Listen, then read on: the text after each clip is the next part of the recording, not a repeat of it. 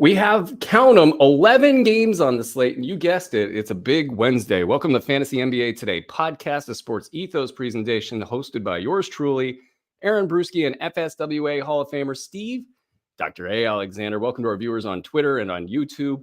And when you get a chance, head on over to Discord. The link is in the show notes. That's where all the questions are getting answered. And quick updates on the schedule. And I think, Steve, you might have been breaking some news last night.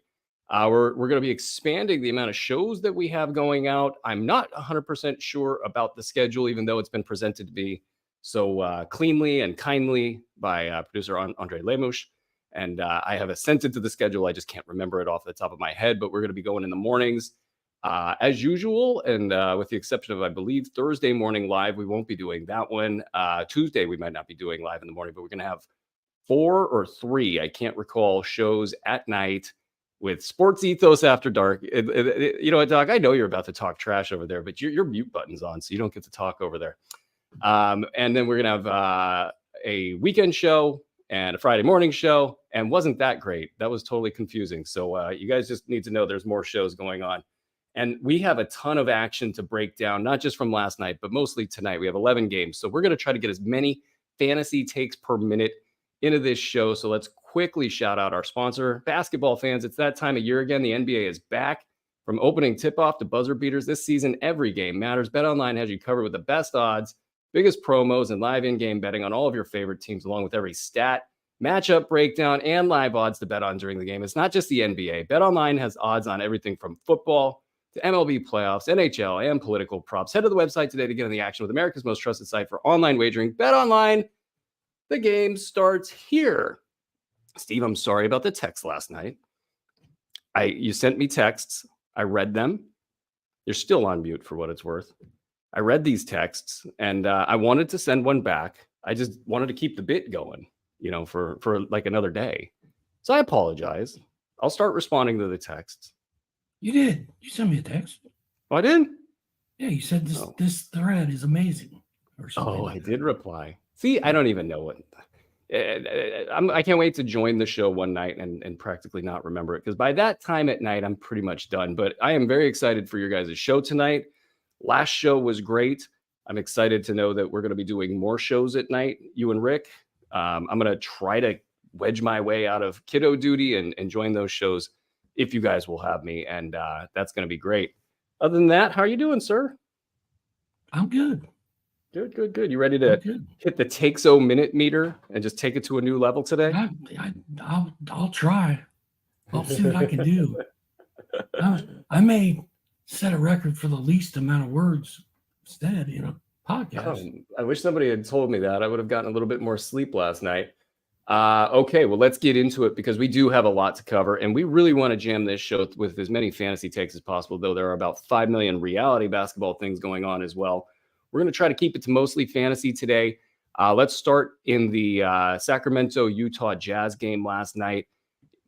People that, followers of the B150 who, drafted accordingly. And, I think the story there is that they want to see what Keon Ellis is all about.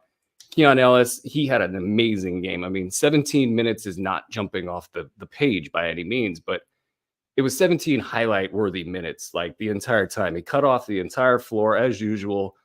Defensively, he had 2 steals, 3 blocks, 5 points, 4 boards, no threes. It's still a little timid out there offensively. When your minutes get yanked around like that, that tends to happen. He knows his role. That's my fantasy angle from last night's game. But for those of you who do not live in the world dominated by Keon Ellis, Doc, was there anything else in that game that caught your eye? No, I agree. I mean, the 3 blocks, 2 steals were pretty cool from Ellis. 17 minutes was also cool. I think that's the big takeaway from the Sacramento side. And then on the Utah side, John Collins had 18 and 7, a block and a steal, getting an extra boost that Hendricks has done. But Keontae George 3 of 13 again. He's got to be shooting. Well, let's look at it. Keontae George is shooting. What's it going to be? What do you think? I think it's got to be 20%. 26. It's crazy 26%. bad. They look really bad. His average per game is 4 makes in 15 attempts. Well, look, let's get to some other stories. Lauri Markkanen left that game in the second half with, I believe, a hip injury. So that stuff is already happening. John Collins actually took a rough fall, but I don't think that's going to register here. I don't think it's going to be a big deal. But, with no Taylor Hendricks and the potential that the tank is like full on right now, I really wonder about this team. I mean, you got Colin Sexton, just 4 points, 2 boards, 1 assist, 18 minutes, 0 for 7. I mean, some of this, I think, is the Kings were just a drastically better team. That's going to be the case on most nights, though. The game really just fell apart for Utah on just about every level. So this is probably a low water mark for guys like Sexton, who I think people are a little bit panicked on. He just had a good game the other night. So I think this is going to be the case with a really bad team. But I'm not terrified. If I have Markkanen, I'm terrified right now. Oh, God, yeah. Yeah, this is about as bad of a start. They're already 0-4. And Keontae, they can play him 48 minutes a game the whole season and still lose every night. That's so Keontae's fine. But Lauri Markkanen, man. I don't know if Keontae's fine. I think Keontae might, because the team itself is so bad. He needs Markkanen on the floor. He needs these good players on the floor. Otherwise, it's going to be 25% all year long. Kidding, but I'm not 100% sure. I'm kidding there. Yeah, I'm not saying that his fantasy value is fine, but his playing time is fine. Playing time's fine. Counting stats will be fine. If you're in a serious field goal punt build, you're probably happy there. But, I mean, you really got to look down roster to kind of figure out what's up next. Kyle Filipowski started the next half. He went for 12 and 8 with 2 assists, a steal, and 2 threes. I mean, you are really struggling if you're going to try to bank on that. Walker Kessler, kind of a slowdown. He had some really bad moments in that game.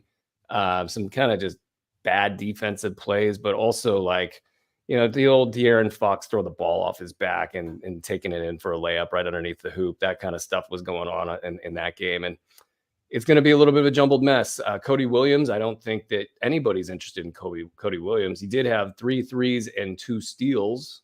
There's some value there, but he had 9 points and zeros everywhere else in 30 minutes. So, the film on him is that he's extremely raw. There's a lot that we could talk about with this team, but there's not a lot that leads to anything good for anybody. So I'm going to scoot us along. And I also will point out for the Kings that Kevin Huerter offensively looks fine. And he was lucky to get 2 steals and a block in this game because, again, the defense for the Kings was swarming and Utah didn't have anything going at all. So this kind of fell into his lap. But I think his 27 minutes, that might become a normal number. I think they'll probably pump Keon Ellis up over 20, and then it'll get up to 25. And then the first excuse that they have to bump them up from there, they'll take it because, again, if you're a basketball person, if you look at the film, it's pretty clear what they have in Keon Ellis. Let's move it along to New Orleans and Golden State. Rick should be happy, 31 and 8 out of Zion, 7 turnovers. And as we dive into the details here, it gets a little bit iffy. Just 1 block. The team lost against a Stephen Curry-less, Golden State Warriors squad. Herbert Jones. Blew a 20-point lead. That's how it's going to roll for New Orleans. I mean, Hart and, stick-to-itiveness, whatever, something's just not right there. Herbert Jones takes an injury. So we don't know his status, at least as of right now. So that's something to watch. I think this team's getting. CJ McCollum and Jordan Hawkins were terrible. Yeah, they just kind of got punked out there. Gary Payton was getting into CJ McCollum's head, and it just, the vibe in New Orleans is just really, really off. Yves Missi, 2 blocks, 9 points, 7 boards, 3 assists. I think he's must roster. He actually looked good. He looked good. Yeah, I think it's just they kind of know what they have there, and it's going to be messy, but I think Missi is going to be a must roster player the rest of the way. I mean, he's getting his blocks. He's athletic enough to hang. you know, they're going to have to see what they have there, and it'll be messy, but I think you guys are going to want to have him on a roster. Outside of that, yeah, I think Trey Murphy can't get back for this squad soon enough. Hawkins disappointing, 4 points, 2 boards, 1 steal. On the Warriors side, we did get a Pajemski sighting. So I think everybody can kind of calm down. He's going to be at least okay. 19-3 with 5 assists, 1 steal, 2 blocks, 3 3-pointers. And Moses Moody got off for 17 points and 5 trays. Buddy Hield 28 points. Buddy just survives. He just survives, guys. He's probably a top 75 the guy the rest of the way. Trey Jackson Davis, 3 points, 5 assists, 1 block in 17 minutes. That's not doing the trick. Anything else you see here? I mean, Kuminga, did anything with Kuminga? The Lindy Waters explosion was the story of the night, I thought. Yeah. Actually, the quote from Steve Kerr might have been the story, was that he was the best player in the preseason for the Golden State Warriors. And I think there was a little he laid it on thick there, did Steve Kerr. I had a lot of Moody. He played 18 minutes, which was disappointing. I had a lot of Gary Payton. He only played 8 minutes. So if he got into somebody's head, he did it very quickly and then kept doing it from the bench. He's only played 8 minutes. Meanwhile, Lindy Waters looked like the best player on the court for half the game. Zion looked awesome. Kuminga looked good. Pajemski, I'm surprised to see that 3 of 8 because I didn't see the 3 makes, but I saw the 5 misses. And I've been said on Twitter, like, man, I don't think this guy's going to keep bombing threes forever because a lot of them did not look good. But I'm going to roll with Lindy Waters again tonight in DFS and just see what happens. Yeah, I think when you see this stuff down roster, and Waters has been around, I mean, he's been with the Oklahoma City Thunder, and when it's a numbers game there and you can't get on the floor there, that's not the end of the world. So you file this stuff away for future reference, and then these guys kind of rise up into the deep league status, and then, hey, you know what? One day they're a standard league player, and you heard it here first. Andrew Wiggins missed this game. D'Anthony Melton missed this game. I got 2 kind of reads on this. I think the Wiggins one is that it's early in the season and they just don't want to chance things with one of their main cogs. With Melton, I'm pretty concerned. Like, I think whatever's going on with his back is not kind of going away. And as far as your planning within this Golden State Warriors roster, I think it really rises Buddy Hield and Pajemski to a safe status that they're going to have their minutes. They're going to have their production. Melton, if he does come back and he does get into a 25-minute per game role, I think that's fine. It will move Hield and Pajemski kind of closer, you know, to the low or mid 20s, say 26, 27 minutes, but they'll still be productive. But with Melton possibly being kind of a non-factor possibly this season, it feels like it's trending that direction. I think these guys, like if anybody's fading like Hield, for example, they shouldn't do that. As for Kuminga, what do you feel about him coming off the bench? Like, it was a good statistical night. Is this the right way for the Warriors to go? I mean, if he's going to get 28 minutes, I really don't care where it comes from. But I do like him going up against, you know, second unit guys from the other team. So as long as it's getting 28 minutes, I'm fine with it. I think it's probably good. Yeah, I'm actually like him beating up on the other team's second unit, but with players who are kind of offensively minded that don't really like to pass a lot. I mean, they got second unit written all over him. He hates it, I'm sure, and it's a big deal within the Warriors organization. But that might be good for his value. Now it's going to take that upside. I think the people wanted the upside. They wanted Kuminga going 30 plus per game and kind of getting the full Kuminga experience. But I don't think that's going to be happening, minus a bunch of injuries this season. Let's keep it moving to Denver and Brooklyn. Denver flirting with another loss again, overtime again. The Brooklyn Nets with the over-under of 19.5 wins. In this game, first of all, we saw Jokic go nuclear, 29, 18, and 16. Not so much in the cash counting stats, but big popcorn stats. And then a little bit of a Russell Westbrook resurgence. Christian Brown. I think this Christian Brown is actually what we're probably going to see on a lot of nights. It's something in the 12-3-3 range with over 3 cash counting stats, which I always call 3-pointers, steals, and blocks. Those 3 categories are my cash counting stats. And I think that he'll get about 3 or 4 of those per night. But did anything else strike you from this box, Steve? I think Brown's going to be better than this on most nights. I think it'll be even better. Yeah. Westbrook got hot. Jokic was on fire. Everybody else was just kind of checking it out. I mean, Gordon and Murray both put up pretty good numbers. So Brown was just the odd man out last night, but he still played 39 minutes. He'll have better nights. Yeah, it's funny. This was a really worrying game for Denver overall, but for fantasy value, I think if you're a GM for Jamal Murray, you're like, okay, I'll take this 24-3-3 and nothing too terrible happening. I think I'll take that rather than the zigzaggy start that he's had. And Westbrook 10 of 10 from the foul line. That's definitely an outlier. So keep that in mind as you assess going forward. On the Brooklyn side, I think the thing that strikes me the most about this box is that Clowney has just done nothing to start this season. He's had a bit of an opportunity, and he was really being hyped up in August and September. And that stuff's, it's a little bit detrimental, I think, when guys get hyped up that early in the preseason. But nothing going. Do you think that Clowney has anything in him this season?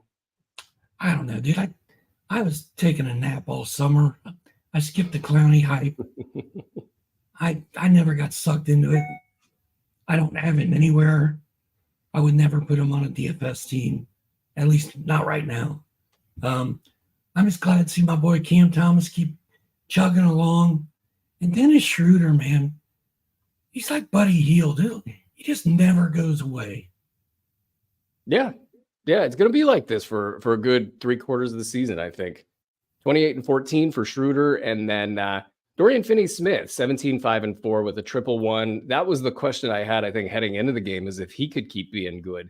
He has some low-key, not upside, but he might stay in the top 100 range this season if he can kind of keep this thing going up. Your boy Cam Thomas, 26 points, 8-22 shooting. At least he balances that out with a 9-9 from the foul line. No steals or blocks, but this is a Cam Thomas game. This is kind of a prototypical Cam Thomas game.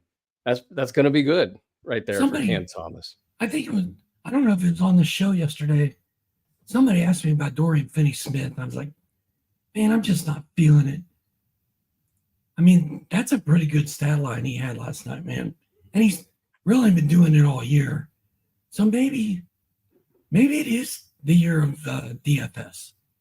I think he and Clam Johnson, 20 points, 7 boards, 5 assists, 6 threes. I mean, it's going to be good every night. They're going to get just hammered by teams. Again, an overtime game adds a little bit of stats there. I think the question that surrounds all these guys, and especially a lot of these tanking teams, is like, can you parlay anything that's going on right now into some sort of a trade asset? Can you push these guys into the middle in trade deals and get something back? Is the other side so enamored with the current production that you can just gain 2 to 3 rounds worth of value on those players? Claxton on the bench, I think he's just he's worrying folks from the bench. I think some of the injury concerns are omnipresent there. 16-12 with 3 blocks, 8-9 from the field, 26 minutes. I think folks would be a lot happier if he was in the starting lineup and doing what he needs to do early in the season before things get messy. He also fouled out. That's what happens. So it might be better that he's coming off the bench. Might be. Let's get into Dallas and Minnesota. We've got a Luka hobbling to the locker room sighting. I don't know. How did you feel when that was happening, Doc? It happens every year. I wasn't shocked. He came back out and played through it. Second night of a back-to-back. So he also hit a dagger at the end of that game. That's awesome. I mean, the full-on Luka experience was there. He's become like a reverse Anthony Davis, where he does get hobbled and leave the game like a lot, almost every night. But he's not missing so many games that like Anthony Davis did early in his career. But the shooting was bad again. So Luka's shooting's broken right now. Klay Thompson looked really good until last night. He didn't do anything. But man, Kyrie Irving went off. And PJ Washington is sort of like the Dallas version of Dorian Finney-Smith. Like, man, he's PJ Washington. I don't trust him. I don't love his game. But he's putting up numbers. And he deserves fantasy consideration for sure. Yeah, Daniel Gafford had a little bit of an injury moment. It didn't register, and he started the second half. And the center rotation there, it feels like Gafford's starting the first half of each quarter, and then they're rolling with Lively after that. Lively 5 and 9 with 3 steals and a block, doing just fine with 27 minutes off the bench. Gafford 21 minutes, 14 and 4 with a steal and a block, 6 of 6 from the foul line, 2 of 2 from free throw. So they're just doing what they need to do at the center position. As you mentioned, Kyrie Irving 35 points, 6 threes. Carrying the load there. It's going to be amazing, I think, for Kyrie Irving GMs all season long. I think this is his year. Klay Thompson slowed down. Any concern there? No, he'll be fine. And I was just not to toot my own horn, but I'm going to toot my own horn. I went all in on Kyrie. He was one of my guys. I drafted him everywhere. I was yelling at people to draft him, and Adam Schefter at ESPN was like, I agree with all of your my guy picks, except for Kyrie Irving. I'm not that stupid. I'm not going there. And he didn't say I'm not that stupid, but you know what I mean. And so far, Irving looks like he's happy, he's healthy, and I think he's going to be out there every night, man, trying to win a championship. Yeah, I had him ranked, I want to say like 13, 14, 15th in the B150, and he just kept falling. And there was a couple of players that I had ranked higher. And so I only got Kyrie on like half the teams. So it's annoying me because he would fall to like 30 in drafts. And I would watch, especially some of my heavier competition, they would scoop him up. And I'm like, man, you guys just got a great deal. And why didn't I just push chips in a little bit further there? That, I believe, does it for last night's action. Was there anything else in those games? Oh, pardon me, we didn't get to the Minnesota side.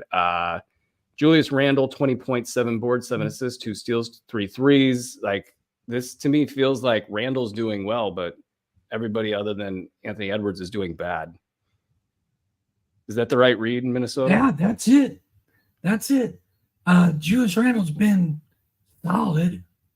I called the Rudy Gobert under big time last night. He didn't do much. Yeah, everybody's kind of Naz Reid's been solid. Yeah, as he should be. I mean, he's on the bench. He's not as exposed. 5 turnovers though. DiVincenzo, 3.6 assists, 2 steals, 1 3, 1 of 6 shooting. I mean, when you see DiVincenzo get 1 of 6 shooting in 26 minutes, buy low. Oh yeah, buy low, because he's just an amazing basketball player and he should do just fine. The Anthony Edwards 3-point shooting has kind of taken the internet by storm a little bit, not a lot, but 37 points, 12 of 20, but 7 of 13 from 3. His 3-point rate's over 50% right now. That is, to me, I wonder, is that just because teams are so afraid he can get around them and they've got 5 guys in the paint and they don't care if Randle beats them? So they're just loading up on him, and his only option at that point is to rise and fire? I don't know. He made some good moves to the basket too. But I think he's getting so many wide open looks. He just sort of feels like he has to take it. Yeah. And so, I mean, I'm good with the volume. I'm good with the 3-point shooting. I think that's just a little bit of an indicator, though. The 6 of 12 from the foul line, that's not good. I think something's not right. So, I mean, it's obvious that Randle's just arrived. So that's going to be an issue no matter what. But I think there's just, with ownership, the failed sale and everything, that the fighting in the background. And then you bring in a guy like Julius Randle, who is about as hard to play with on either side of the ball as it gets. And I think that's going to be kind of a theme here, but we'll just see if they can level things out. They probably need another player here. They probably need to make another move and try to add one other element that can change the direction of things there. Sorry, I'm having a funny chat over here. All right, let's get into tonight's games. And this is Fantasy NBA Today, presented by Bet Online. If you're on Twitter or YouTube, check out the show notes, get on over to Discord, and then get your questions answered over there. We'll try to get them on screen and answer as many as we can. All right, tonight's action. Let's start in Toronto and Charlotte. What is one thing you're looking for in this game, Steve, from a fantasy perspective? Either of these teams, I mean, I know what I'm looking for, but I don't want to steal your thunder. Wow, we started in order. That's weird. I'm doing my best. My best. We could have started with Golden State. I'm impressed. I want to see LaMelo Ball make it through this game in one piece, and I want to see Miles Bridges give us a monster game. Obviously, the update on Scotty Barnes lingers large here. It's quiet. He didn't travel. It's a one-game roadie, I believe. So it made sense for him to not travel. But what happened with the eye? If the eye is bad, that would be just terrible, right? Because he's off to a great start. For me, I'm always watching Mogbo. I made the big bet on the luxury stash, just to be clear on what we're dealing with here. Obviously, if Scotty Barnes is out, that opens the door somewhat for Mogbo. I don't want to go too big. I think that they're going to just sort of quietly raise his minutes as the year goes on. And then we can watch and see how that all pans out, because he's one of those players that you don't see very often, who has incredible physical attributes and incredible defense and very unique player. So I'll be watching for that. On the other side, let's talk a little bit more about LaMelo Ball. I think people are still sort of in shock, from just the experience. I'm talking 3 years worth of experience from LaMelo Ball, where he kills teams for 2 years, just straight kills them. Then he's back. He gets one good game in preseason under his belt, and he's an early second rounder right after that. With that, is he a must-sell player, LaMelo Ball? I mean, he is, but if he does it all year, you're going to be mad you did it. So it depends on how you feel about LaMelo Ball. If you think that you like what you see and you don't really care about what happened the last 2 years, and this is the year that he's going to play in 75 games, and you drafted him for a reason. So if I drafted LaMelo, I'm probably hanging on to him and riding the storm out, see what happens. But history says it's time to get out. Yeah, I guess it depends on where you drafted him. Like if you drafted him in the early second round, I probably make that my floor. Because at some point, I mean, I know you can't really consider the past so much in future decisions. I mean, you do have to kind of break from that. Like, you are where you are right now. Doesn't matter what you did to get there. But that said, I mean, it's really early in the season. If you drafted him in the early second round, I would not probably take anything beneath that level. My future prediction, maybe I go for a player that's not injury prone at that level, but I don't want to go too far but beneath that level, because you just kind of owned yourself at that point. And so that's maybe my threshold, but I do think he's a must sell player. I think when you have a player with that kind of history on this kind of a team, and they may down the stretch decide that they don't want to play, we'll see how that goes. But I would call him a must sell player in the sense that you could get a second round asset pretty quickly right now and just get out of this business. And depending on how savvy you are and what the opposition looks like, I think you could even do a little bit better. I'll move us now to, I am going to go to New Orleans, Golden State, the rematch. Because if I don't, we're going to forget it, because it's on the front side of my schedule here. So take that, Doc. New Orleans, Golden State, it's a rematch. What do you want to see? I know we just covered the game. We can kind of speed right through it. But, is there anything else you want to see tonight? I mean, I really thought with all the guys that we already talked about who were out and missing from that game, that Moses Moody and Junior were both going to go off. And one played 8 minutes, one played 18, and Lindy did all the heavy lifting, Lindy and Pod. So I'm going back to the Lindy well tonight, but I don't feel great about it. I could see Moses Moody going nuts. Yeah, I could see Kuminga going nuts again too. I think he's got a lot to prove right now. The pricing's probably not right in DFS, but I would be looking at the bench. And Gary, oh, sorry. Oh, no. The Gary Payton thing was weird because all his minutes came in the first half. He didn't play at all in the second half. So I don't know if he did something to make Kerr mad or I don't know what happened. He might be on his last leg. That's the only thing I think of there. But yeah, Kerr's his minutes, his philosophies. He kind of feels like he's just digging in and kind of, maybe on his last stand as a coach and just trying to show people who's boss. Not great. Let's move into LA and Cleveland, unless you got something. No, it's just going to be CJ McCollum's due for a big bounce back tonight. Yeah, actually, I would say that New Orleans is, if they've got any heart at all, this is a good measurement game for New Orleans. If they got any heart at all, we'll see it tonight. If not, you'll kind of know where that team is heading. In the LA Cleveland matchup, I think this is a very juicy matchup. It's a 4 p.m. game Eastern time. This is, or pardon me, 7 p.m. Eastern time, but it's an early game for a big game.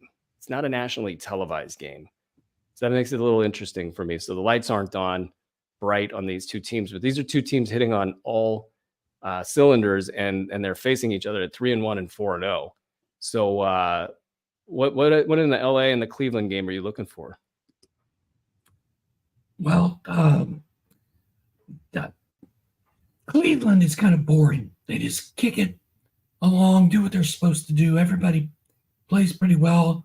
Dean Wade is a weird person to be in the middle of that. So I don't really have any thoughts on Cleveland. As far as the Lakers go, is Rui Hachimura going to keep it going? Like, I think tonight's a big test against these big men to find out if he's real or not. Yeah, that's a real good point right there. I'm also looking, and I want to see kind of, does Austin Reeves keep his foot on the gas? And I want to see if, not just in tonight's game, but I want to see over the next 20 games, does Anthony Davis experience any sort of degradation in his physical play? It's easy to be fresh in the first couple games. I want to see how this sort of goes over the coming weeks and months. Looks like no, we're not going into questions right now. We have on the Cleveland side, Evan Mobley. I want to see if he can keep his finger on the trigger there, and just basically who else?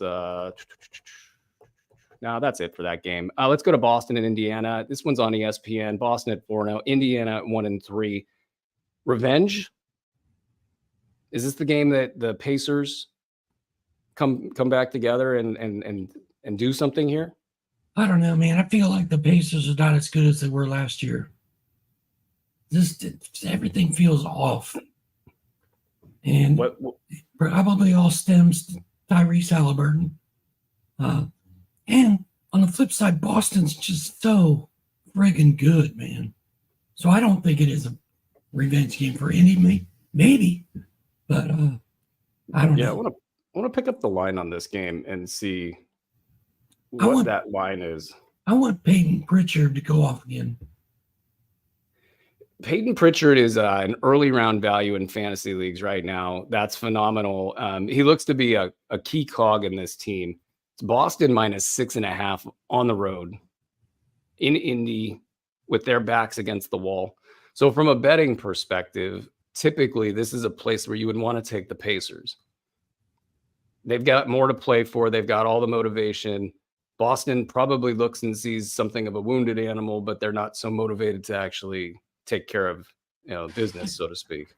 So I think this is the spot. I'll put it to you guys this way: if Indy doesn't hit in this spot, it is bad news for the Pacers. That means there's something funky going on with Tyrese Halliburton, something with the chemistry, something's not right. But I actually kind of think that Indy's going to answer the call here tonight, at least cover the spread. We're looking, of course, for Halliburton to have some wow moments to balance out the ugh moments that he's had. The team, though, is a pretty easy read from a fantasy perspective, and I don't think there's much to talk about there. So I'll push us forward into Detroit and Philly. Some more Joel Embiid news this morning. Nothing too crazy, though. It's just reporting out of The Athletic that kind of cleans up what the league did with their investigation. And the end result of this is he's hurt, which we all kind of just generally knew is that he's hurt. If he wasn't hurt, he'd be out there playing. Paul George was out there running stairs this morning, I believe. So he's got to be real close. This schedule, just 2 games this week. So I didn't look at this week and think, well, that's the week they're going to play these guys. It looks like a week that they're going to buy an entire week at the cost of 2 games. And that's if you flip the coin, the other side of the coin and say, hey, well, you could get them a game and a long rest and you can get them another game. Maybe that's the other side of the coin. But mostly I just think they're going to rest these guys through this week and then maybe start Paul George into next week. And from there, Joel Embiid is just the question of the day. Is it going to be next week? Is it going to be the week after that? Is it going to be the week after that? We'll all have to wait and see on that. But beside that mess, Detroit, Philly, when you look at this game, what are you watching for tonight? I'm waiting for your Philadelphia or your Detroit Pistons to shock the world and win this game. I'm waiting for them to do that. Indeed. Can Cade Cunningham keep going? Can he keep it up? That's what I want to see. Yeah, I'm watching for the normal stuff. I want to see if Jaden Ivey can keep his foot on the gas. I want to see if Jalen Duren can keep getting blocks. I want to see Tobias Harris have a big game. And that might actually be the place to look. You know, he's going back to Philly. All that vitriol that was pointed in his direction. Yeah, some revenge angles there. So DFS, fire him up. And I think they'll know that in Detroit, and they'll feed him. So look for a big game out of Tobias Harris tonight. On the Philly side, it's. I want to watch Tim Hardaway Jr. too, just because he's been scoring a lot of points. He doesn't do much else, but he scores. Yeah, and then on the Philly side, Tyrese Maxey's been on a heater and sort of answering questions about can he be good without the other players. We'll see if that's the case again tonight. And then just down roster, you're looking at the usual suspects. Can Andre Drummond, and talking about a revenge game, you know, he gets to go up against his old boys in Detroit, so he can, you know, get a little bit of bragging rights there, have one more big game, perhaps maybe, you know, a couple more big games before Joel Embiid comes back. So some interesting stuff down roster there. In the Atlanta-Washington game, injuries just hit. Injuries hit. So what are we doing with this in Atlanta? So Bogdan Bogdanović is out for about 4 weeks. So that's like the headline, right? That happened way faster than anybody would have hoped for. He was looking pretty spry. I cut him like 3 days ago. So that I dodged one. So you cut him before all that. Yep. Man. I cut him the day he got hurt. The night he got hurt, I was like, see ya. That's the brutal Doc A right there. Yeah, no, I mean, I get it. But okay, well, now that he's gone, who's the guy that steps up in his absence? Oh, I don't know. Zach. I think it's Zach. DeAndre Hunter's day-to-day. Yeah, we talked about that yesterday. I think until Bogey comes back, I think Reese Shea's going to play. I think he's worth keeping around. Yeah, one thing this does is it makes Dyson Daniels' value really safe, like really safe. So he's nobody was too, right? Yep, but nobody was dropping Dyson Daniels. But I think there was some question, like, what is Dyson Daniels? Can he be super, super, super good? Is he just, you know, a great draft pick that's going to be pretty good, you know, all season? I think that kind of no matter what, with these kinds of injuries already happening and him being able to establish his role and get some good value early on in the season, it's pretty much locked into that's a very good draft pick. Okongwu, you know, that's kind of the thing that I think a lot of folks are watching. He was supposed to be the beneficiary of a reverse situation, a Clint Capella injury, and him getting the full minutes finally, or a trade. You know, he's supposed to step up and be the guy. I think that, you know, is the storyline in Atlanta that a lot of folks are dialed into. Washington's going to give them opportunities for statistics. So let's sneak. I think there's going to be a lot of DFS lineups that have beneficiaries on the Atlanta side doing well. What on the Washington side are you intrigued by? Well, Atlanta doesn't play defense. So, I mean, Jordan Poole is, I'm starting him in every DFS lineup I set for sure. He should go nuts. And can Koulibaly do it again in his season-long quest to make me look like an idiot? I think he hasn't made you look like an idiot. He needs to get the defensive stats while getting the offensive stats. And I don't know if Atlanta's the team that's going to make that happen because, a lot of their stuff is shot, lob, dunk, and they're going to see a lot of that tonight. I don't know if he'll get in there and get the steals. Maybe the steals, the blocks. I don't know. Just guessing at least. But Poole, how do you feel about him? Do you think that folks should consider him to be a back end of the first round value the rest of the way, or is he still more of a mid round guy going forward? I think when it's all said and done, he'll be like somewhere between 20 and 35. Wow. Okay. That's big. That's real big. And I mean, he was so bad last year for no reason. And I just think he's like, okay, I'm going to get serious this time. When Golden State had really they paid him and he was going to be one of the guys there. I had him at a top 50 rank, something, maybe even in the 40s. And he did that for 8-cat. And 9-cat, it was terrible. It was like 80 is what he finished with that year. So probably clean things up a little bit, I would think. The Washington Wizards team doesn't sound great for turnovers. If he is hitting on all cylinders, and you got Kyle Kuzma who's already dealing with injury stuff. I don't know if it was because he looked out of shape or if one thing led to the next, but whatever the case may be, Kyle Kuzma doesn't look good to start the year. So that's just one more reason that Jordan Poole can be good heading forward. And so I would just say that's a really spicy topic because I don't think people are ready to value him at a top 25, 35 range. But if he has the ball in his hands all season, and if they decide they can lose with him at the helm, and he plays 78 games, I do think he could be a top 25 player in 8-cat. I think his ceiling has risen in that regard. So that's the ceiling for me personally. And I don't think he's valued anywhere close to that out there right now. I think people are scared. I think people think that he's a top 75 guy with a lot of risk. So you could either buy into that. You might want to pick a dip game to make your offer. If he has a stinker, get the offer in then. But it just feels like his stock is on the rise. Keep it moving into New York at Miami, the classic rivalry. New York 1-2 trying to figure themselves out. Do you think this is the game that Cat gets on track? I don't know, man. I don't know. I would hope so. I thought the Knicks are going to be good, and they just don't look good. It would make sense for Cat to have a good game tonight, but I thought he was going to have 4 good games before this. So I don't know. Yeah, I mean, Bam Adebayo is not exactly a great matchup for Cat. Bam can slide with him. Bam can go out on the perimeter with him. Miami, generally speaking, a good defensive team. I think they're uniquely equipped to make Cat have to work pretty hard in this game, depending on if they show up to play or not, which is always a question with Miami these days. I also wonder, can we get more Mikal Bridges good games? And then OG Anunoby. I want to see, can he be more of the offensive player that people have given him credit to be? Because they need him. They need him. If those two guys aren't effective offensively, then it's going to be a long season for Jalen Brunson and Cat. And those two guys got drafted extraordinarily high.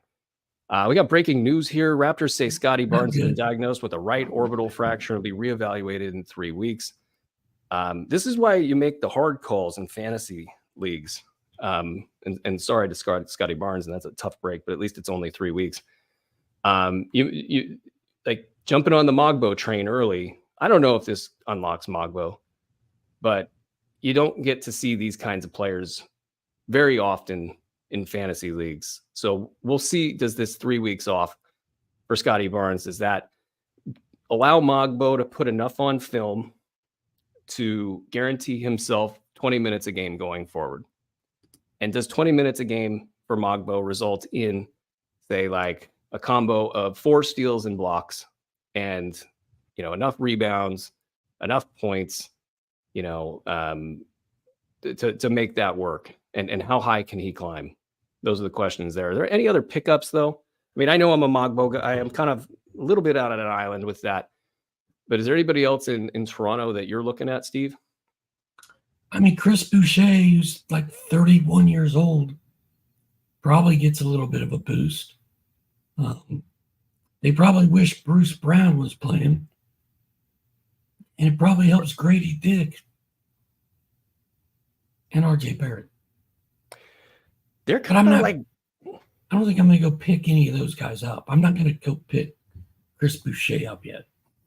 The Toronto Writers are really enamored with the bench on this squad. Some of their younger players, it's they actually are competing out there, and it's a much more different vibe than you would think it would be for a team that most people are saying, hey, look, these guys are tanking, especially after losing Emmanuel quickly. Like, they're just, you would think, okay, things are all bad in Toronto, but they were giving it to Denver the other night. And, up roster, down roster, all just competing. And I think, just kind of guys to watch, not necessarily as pickups right now, but like Jamal Sheed has been good off the bench for them.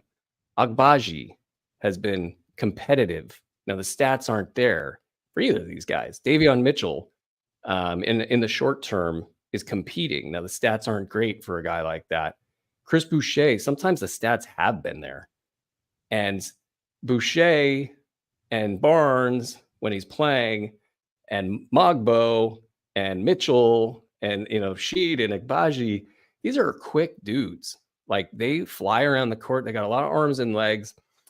It makes it a helter-skelter game. And it's going to be just interesting to see how the stats start to flesh out in those kinds of environments. Because if they're up and down turnover-based games, you're going to see a lot of steals and blocks up and down the box score. And maybe that plays into Chris Boucher actually having some value here. We've all been burned on Chris Boucher. I got burned big time on Chris Boucher a couple of years back. He's never panned out. He's 31 years old, like you said. But in this weird configuration where they just have a lot of quick defensive-minded players, who knows with this stuff. But Mogbo is definitely on the top of my list here.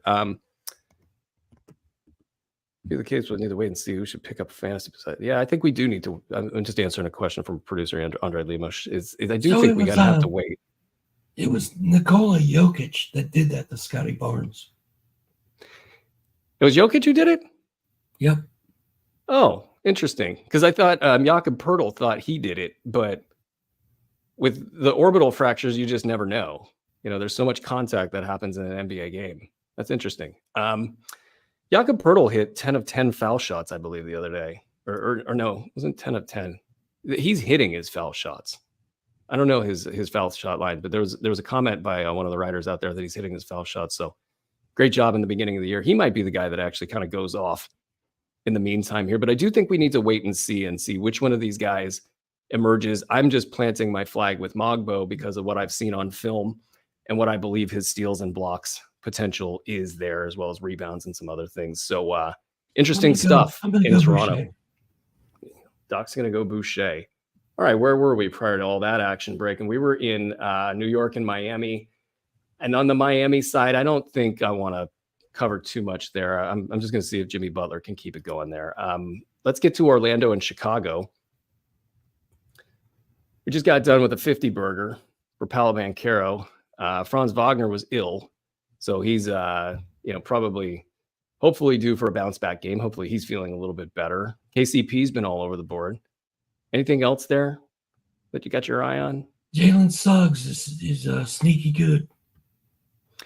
He is sneaky good, and I'm curious if you can get in on a buy low for him because people haven't caught up to that, or if your league is really adept to what's going on. Can you actually get off some of the injury risk? Because I don't think he could be this good going forward. I mean, that's asking a lot.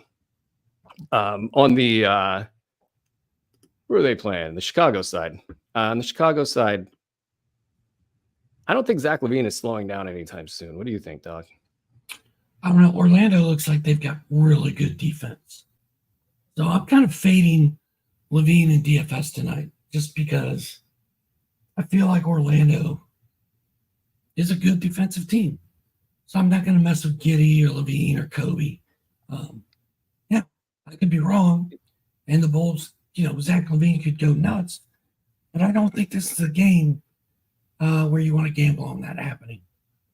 Jalen Smith is on the injury report, and that's a little bit of a bummer because that's been the story on him quite a bit during his career. He's played well in his limited minutes, and he's a guy that if you see Chicago hang a hard left and start looking towards the lottery, they could play him more, if they were to trade Vucevic, even though there's not really a market for Vucevic.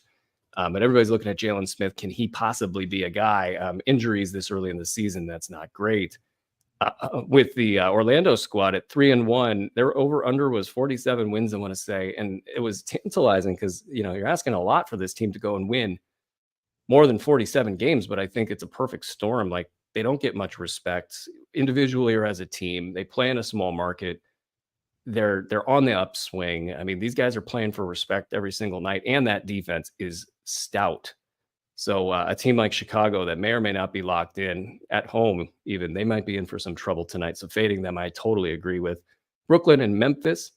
We just talked a little bit about Brooklyn. They're on the back-to-back. Memphis, we're probably going to get a wait and see on John Morant. Scottie Pippen Jr. is holding down the fort just fine. Jaren Jackson Jr. is producing in limited minutes. What else you got in Memphis for us? Not a lot. I'd like to see Zach Edey get it going. Scottie Pippen Jr. has been great all year. I don't know how long it'll last, but he's been good. And then Marcus Smart's coming off 0 for 11, something ridiculous. Maybe he can make some shots tonight.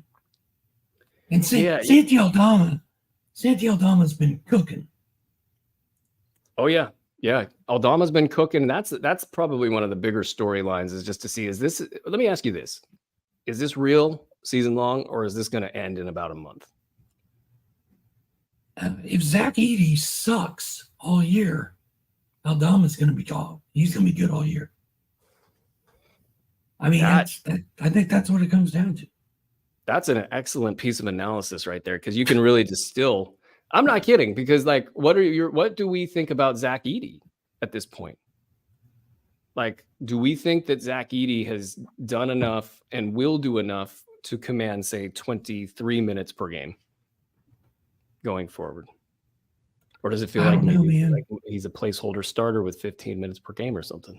Also, where is Zach Edey going to be in a month, conditioning wise? And he's used to a 20-game season.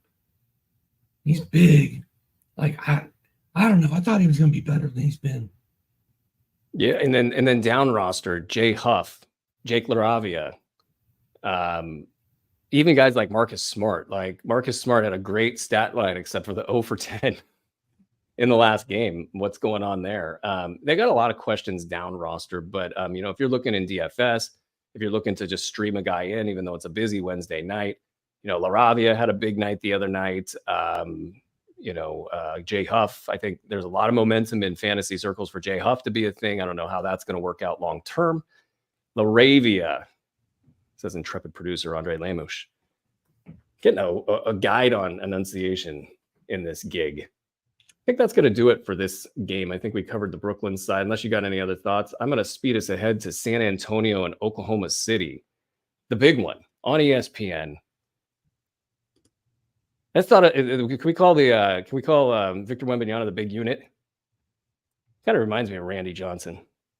Mm-hmm. Is that just a bad nickname? It's probably a bad nickname. But they're going to play. I don't think it's going to stick, but you can try. No, I won't be trying.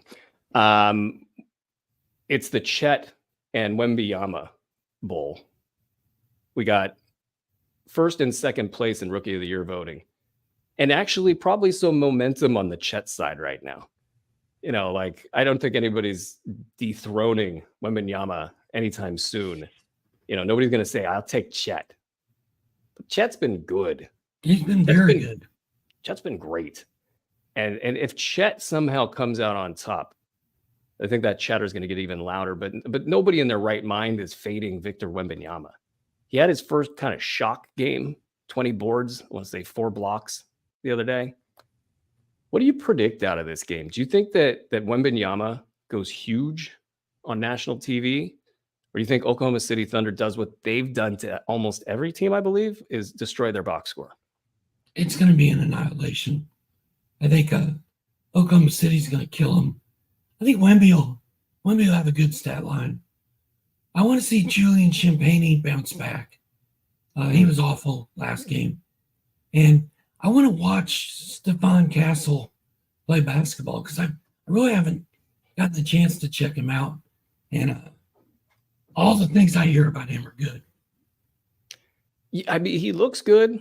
He's getting a little bit of the rookie treatment, I'm sure. I mean, Pop's not going to be Pop if he doesn't give him a little bit of the rookie treatment. But yeah, I mean, it's been the Champagnie stuff. I actually thought he was fine with triple one and I think 5 points, 4 boards in the last game. But that matchup against Houston wasn't great for him, and it gets even worse for Oklahoma City. So to me, if he gets a triple one or thereabouts, and it's a quiet line, but those numbers are there, if he can get me 3 cash counters against this team, I'll be over the moon because it gets a lot easier after the Oklahoma City Thunder. On the Thunder side, like, what you doing with Caruso? Are you hanging on? Yeah. You are. Yeah. It's been tough, though. It's been tough. But he's still getting those numbers that we like. Even though it's been rough. Like last game, 2 steals, 3 blocks. Game before that, 2 steals, 2 blocks. So that's awesome. But he scored a total of 5 points this season, and he's averaging 20 minutes a game. Let's flip this thing around and let's talk about how San Antonio might be able to impact Oklahoma City. Do you think the combination of Wembanyama, like Champagnie's a good defender, Sohan's been kind of playing well? Do you think there's any, Chris Paul's an irritant. Do you think there's any chance that San Antonio slows down, say, like Shai Gilgeous-Alexander? Only if Shai decides to let them slow him down. Shai may be like, guess what? This is going to be a Lou Dort Chet game. And I'm just going to be a what do you call it? A decoy. Yeah, I mean, the how do you attack Victor Wembanyama question? Like, a lot of teams just don't go to the paint. They just say, you know what? I'm not even going there. And, Shai's got plenty of game perimeter-wise that he can rely on. I think he's going to shoot a lot of jump shots in this game. So maybe this is the game. His field goal percentage isn't great. I wonder if the efficiency slips there. But I think they would be wise to use him as a decoy and get some of these other guys involved. And you might be onto something that this is a Dort game. Could be an Alex Caruso game.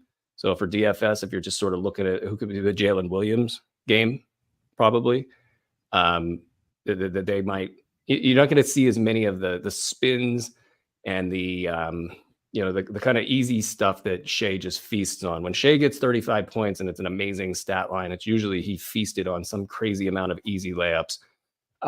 In the nightcap, in the last game, we got Portland at the Clippers. Portland is hanging in there. We're 1-3, hanging in there. Jeremy Grant's having some moments. Anthony Simons got if you wonder why Anthony Simons got completely shut down, that was Keon Ellis's fault the other day. The Clippers are pretty exciting from a fantasy perspective. I mean, James Harden's out there doing stuff. Ivica Zubac is out there doing stuff. Norm out there doing stuff. What's your thought process with these two teams heading into the last game of the night? Well, I'm a big Norm Powell guy. And yeah, his stat lines are kind of empty. You're not going to get a bunch of triple ones, as you like to call them, out of Norman Powell. But he's going to score points. He's going to hit threes. He's going to play big minutes. Derrick Jones Jr. is also kind of interesting for that team. He's got a role. He's kind of doing stuff. And he's worth a look in your league. But, I drafted or picked up Norman Powell in every league I have. And right now he's like 5th round value or something ridiculous. So I'm pretty excited about him. Yeah, I don't have too much in this game that I'm watching out for. I mean, Portland is what they are. The Clippers are what they are. There's nothing that's bubbling up to the surface. Maybe Chris Dunn. Can we see if Chris Dunn can kind of carve out a, last of the fantasy valuable guys role for the Los Angeles Clippers? And then Portland, I guess Klingon. I'm always watching Klingon. I wanted to see what can Klingon in his 12 minutes get 12 rebounds and 2 blocks. That's some deep league action for you right there. All right, let's get to some premium questions. And if you're on YouTube or Twitter, get on into the Discord so you can get your questions answered. And we're going to get to them at the end of shows here. We got a premium question. Doc Luke 56. This is a man, this is one of your people, Doc. I picked up Pippen and Bilal for tonight. I want to pick up another player. Should I pick up Kispert, Agbaji, or Carter in Orlando? Also, should I keep Kuminga? Part 1, pick Kispert, Agbaji, or Carter. Part 2, is Kuminga a hold? What do you think, Doc? Well, first of all, Doc Luke 56 is probably actually a doctor, unlike myself. So he may not be one of my people. He's probably a lot smarter than I am. To answer this question, why does Andre keep taking the questions off my screen? Kispert. I like Kispert out of that group. Or, you know what? Wendell Carter seems to have like 14 points, 10 boards, and a block every night. I don't think he does. But every time I look, I feel like that's what he does. I would say flip a coin between Kispert and Carter. I do kind of like Kispert just because he's going against the Civ-like Hawks. He should have a decent night. And then, yeah, I'm definitely personally holding on to Kuminga. Yeah, I think if you're moving Kuminga in this situation, you're just committing to having a streamer slot, and you've just decided that Kuminga is not worth the hold in that case. That strategy is always fun because you're always going to land on a player that you think you want to keep. So, if you're going to commit to that strategy, you got to commit the whole way. Mamba Memo says, do I keep the pod stream for today? He did well for me yesterday. Do I add Drummond? So do you got Drummond or pods for today? We're talking Pajemski, and I like the Drummond revenge game, and I don't like the fact that Moody and Gary Payton didn't do anything in that Warriors game last night. Kind of feel like pods might take a step back tonight. I could be wrong, but either way, I like the Drummond against Detroit angle a lot. Yeah, put it this way. If Pods has another good game in a row, that means something's cooking for him. But I'm with Doc. I take the Drummond revenge game over the Pods 2 in a row good games for that particular team in that particular situation, with New Orleans theoretically having the revenge angle there. J111311, start a Kongwu or Santi Aldama tonight? Both are playing bad teams in Brooklyn and Washington. What say you, Doc? I'm probably going with Santi. Okongwu had that huge career high first game, and then he's sort of been good, but not great. Where Santi's been really, really good every night. I think I just trust Santi a little bit more right now. Yeah, I'm with you on that. These things are coin flips, these particular kinds of situations, especially with role players and the bad teams. I mean, this is just a lot of shake it up and see what happens kind of stuff. But I would take Santi here as well. Harden 13 asked, do we look to JV on the wire now that Kuzma will miss time? Herb, Sexton, and Portis are tough holds at the moment. So would you take one of those three off your team and add JV? Those are all tough, man. Because Herb's kind of hurt. Sexton was terrible. Portis has kind of been invisible, even though Giannis has not played well. So that's kind of weird. I mean, JV, Jonas Valanciunas, deserves to be rostered. So if you want to cut somebody and pick up Jonas, I don't think it's a bad idea. Which of those three guys to tell you to drop, though? I mean, that's tough. I'd have to look at schedules and really take a minute with it to figure it out. Yeah, it's a good question for the Discord. And also, I would probably drop Portis out of that bunch if I had to. But the question for me would be, is JV a better player than Portis? And I don't think that's the answer. I think you got to kind of ride this out a little bit and see how things go. Because JV, it looks like he's just going to plod along and get his 20 minutes and get his points, boards, and an occasional three and block, but not much else beyond that. Okay, I think we got time for a couple more. Would you drop Kuminga for a pod stream this week with Curry out? 9-cat head-to-head, Doc?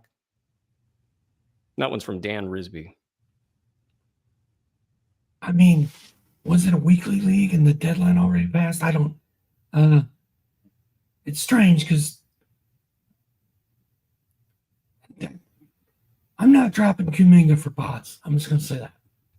That's the key question here is who do you like better? It sounds like you like Kuminga better. I like pods better, but this is super close. I mean, I am not even sure I like pods better. This one is super close. Give me the player that the organization likes. Like they're hell-bent on making pods a thing, and it feels like they're working their asses off to make Jonathan Kuminga not a thing. So that's probably for me the tiebreaker. Hinman asks, is this a veto / fair? Sort of a buy low, sell high moment. I don't know what that question framing is, but we'll see here. Oh, I do. Sexton, Nick Richard, Andre Drummond for Claxton and Dante. This is a 14-team 9-cat head-to-head. So is this a fair trade, I guess is the question? I mean, I don't know if it's fair or not. I mean, it looks slanted in the 3-player side, especially the way Dante's playing. But, I mean, it's not like there's collusion, and it's not like somebody's taking advantage of something. Like, I hate, Aaron, I have not gotten to do this in like 2 or 3 years. You haven't called me Aaron in 2 to 3 years. I hate trade vetoes. They ruin leagues. They ruin participation. They piss people off. They make everyone involved in the trade very angry. And it gives people this false sense of power that they can control other people. And I really do not agree with vetoing any trade unless it's, Kobe Bryant for, I don't know, Paul Mokeski.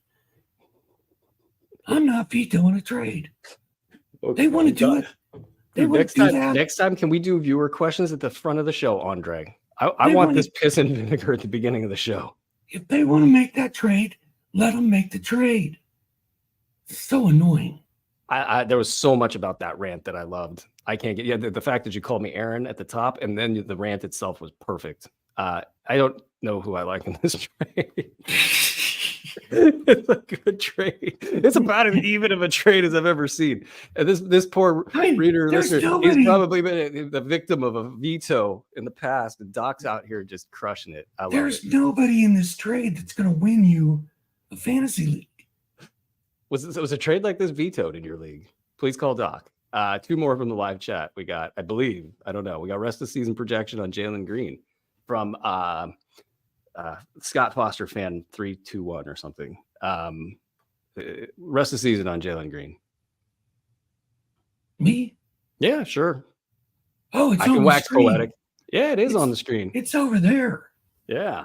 Oh, Andre's messing with us. Dude, Jalen Green looks motivated and he looks awesome. And I don't know if he's the future of the Rockets or not. They didn't pay him like he is. But man, he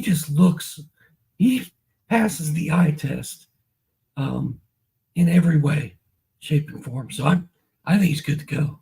I want to shout out longtime reader, listener, Show Me the Maury, who was sort of in my mentions and DMs and all of that, like begging me, like, hey, is Jalen? Are you going to champion Jalen Green this year? And I was like, yeah. And then I saw some film in the preseason, and I was like, yeah.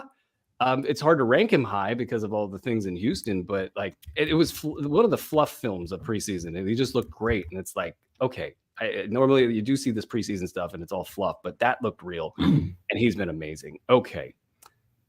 We got one last question here. Need to improve my steals and kind of want to crop DiVincenzo for Chris Dunn. Thoughts from Chuck Jimenez. DiVincenzo, man, he's getting no love out there. No love whatsoever. Oh, and we'll get back to the Jalen Green question because we just kind of sped through that with our own little rants. But no. You want to hit Jalen? Okay, what's his rank the rest of the way? Andre's just answering my question, dude. So Chuck, is it Jimenez? He wants to know if you should cut Dante DiVincenzo for Chris Dunn. You can do that. I'm personally not even considering doing that. I'm going to give DiVincenzo another 5 weeks before I move on. Like, he can't be this bad for much longer. This is bad integration stuff with Minnesota, and it might be bad. You know, there might be Julius Randle related. I mean, we talked about Julius Randle all off season long about what a tough fit he was for the Knicks, and he's going to be a tough fit for the Minnesota Timberwolves. DiVincenzo will be just fine. Like, they love him there. He's one of the better players in the league. He will be just fine. It's tough right now. And then Chris Dunn, I understand the thought process there, especially wanting to improve in steals. That's his wheelhouse. DiVincenzo won't be bad in that area, but he's going to be like a top 75 guy. And he'll be that consistently once they keep going and get through all the integration stuff. Okay. And then Jalen Green, as far as a rank the rest of the way, I did want to get that out there. I do think that he's got top, say, 60 potential going the rest of the way in this crowded rotation. Like, the crowded rotation in Houston may not go away, but what he's doing is number one offensive player type stuff, Jalen Green, and that can't be undersold here. So he might actually push through the mess. I think it's going to put Houston in an incredible quandary as far as what they think they are and what they decide to do going forward. But we'll deal with that one on a future show, and that's not going to come for a few months. So shout out to that Jalen Green question coming from F. Scott Foster. F. Scott Foster has been following Camel and I around the circuit for a while now. The circuit. I love it. And thank you all of the listeners. You guys have been great with all the questions and the support. And I can't say enough about you guys. Thank you, Andre, for another great show. Thank you, Doc, for putting up with me for one more episode. And yeah, that's going to do it for us here on Fantasy NBA Today, presented by Bet Online. Until next time, ladies and gentlemen, be well.